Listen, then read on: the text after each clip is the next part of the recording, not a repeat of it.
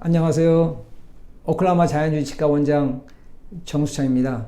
오늘은 여러분에게 치아 교정 끝나고 나서 유지장치를 우리가 치과에서 주게 되는데, 어떤 환자들은 유지장치를 줘도 불편해서 잘 못 끼는 사람이 있어요. 그러면 왜 어떤 사람들은 불편하고 어떤 사람은 불편하지 않을까요? 하는 것에 대해서 오늘 이야기하겠습니다. 자, 그럼 이 그림을 한번 봐주세요.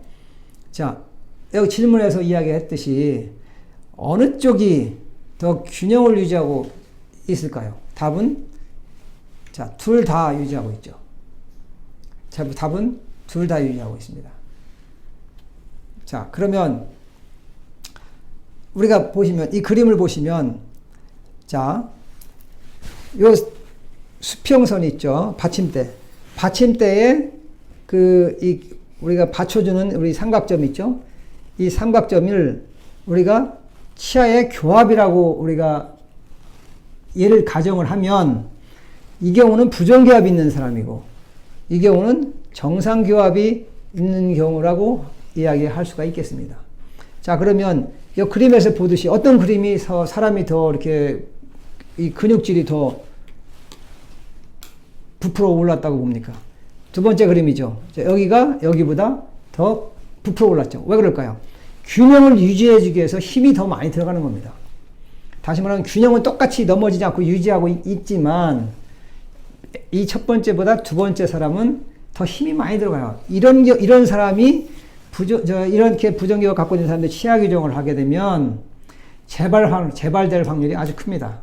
또 우리가 리테이너라고 해서 우리가 유지장치를 잘 끼기가 불편합니다. 이 두 번째 사람은. 그러면 두 번째 사람은 어떤 사람의 부류일까요?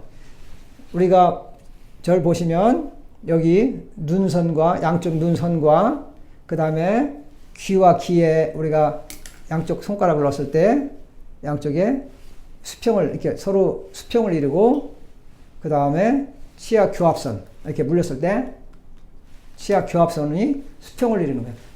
눈의 평면선과 귀의 평면선과 치아 교의 평면선이 세 가지가 일치가 잘 되면 대칭에 가까운 겁니다. 그러면 그 사람은 여기 첫 번째 사람에 해당이 되는 거예요. 그러나 눈이 어느 한쪽이 높거나 낮고 귀가 어느 한쪽이 높거나 낮고 치아 교합이 평면이 좀 안쪽으로 기운다든지 기울어져 있는 경우에 그 셋 중에 어느 하나라도 더 기울어져 있는 경우는, 그런 경우는 그러면서 부정교합 갖고 있으면서 치아 교정을 하면 이 부류에 속합니다. 이런 사람들은 치아 교정이 끝난 다음에 잘 틀어집니다. 틀어질 수 있습니다. 그래서 그런 경우는 유지장치도 껴도 불편한 경우가 많습니다.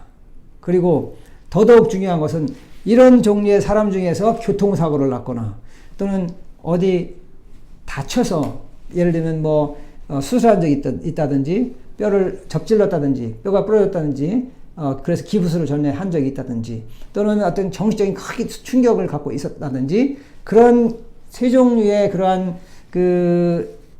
세 종류를 갖고 있다면, 그런 상태에서 부정기압 이런 상태면 그런 사람들은 아주 치아 교정할 때 조심하고 주의를 해야 됩니다. 그런 경우는 잘 틀어지고 그 다음에 교정이 끝나도 몸에 불편한 호소를 많이 할 수 있습니다. 자, 그래서 우리가 한 예를 봅시다. 근육을 봅시다. 자, 근육을 보세요. 보면 여기가 이런 경우는 양쪽에 근육을 색깔을 제가 이렇게 비율을 내서 이렇게 그린 겁니다. 보세요. 여기 근육이 더 두껍죠? 근육이 얇아요. 서로 양쪽에 근육이 비대칭이에요. 그렇죠? 여기 보시면, 그런데 여기는 양쪽에 근육이 대칭을 이룹니다.